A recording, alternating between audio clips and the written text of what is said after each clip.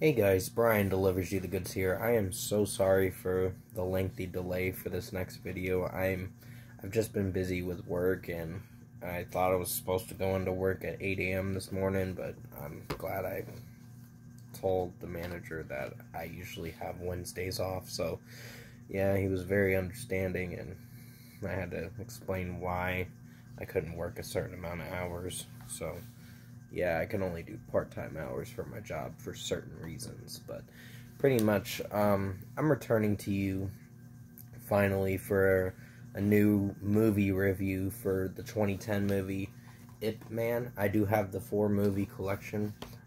This is for Ip Man 2, Legend of the Grandmaster, that I'm reviewing for this movie review. It did come out 13 years ago, this movie, but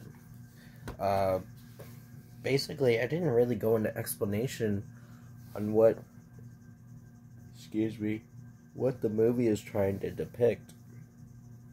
It is based on true events, this movie, a true story, loosely. There are some things that might be left out, but still, I'm going to discuss what I watched for Ip Man 2, Legend of the Grandmaster, and let you know my thoughts on this movie. So let's dive into this movie review.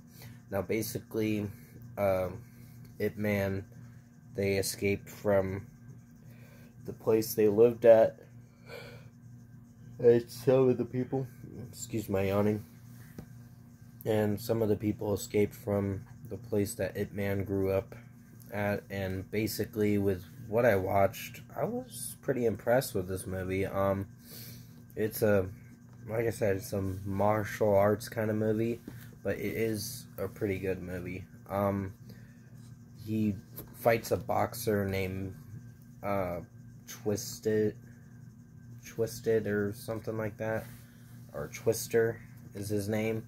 At the end of the movie, Ip Man does, Donnie Yen's character, and it was a pretty brutal fight, but I think at the end of the day, the movie's performance was pretty good.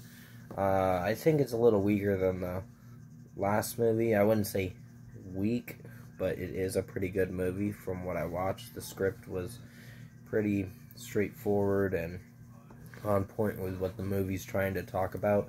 And at the end of the movie, you get a little surprise because he meets a little kid named Bruce Lee, and that's what really intrigued me.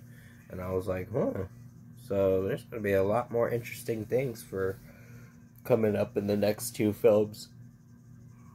So basically, overall, I think Ip Man 2, Legend of the Grandmaster, was a pretty good movie.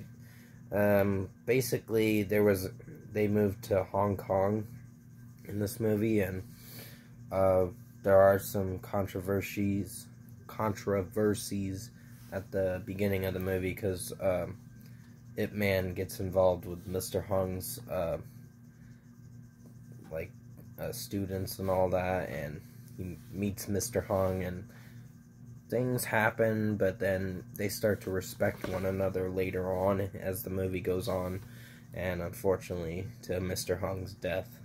And it was pretty sad because the boxer was the one that killed him. So you'll see when you watch the movie, but pretty much for an overall score, I'm going to give Ip Man 2, Legend of the Grandmaster, an 8.5 out of 10.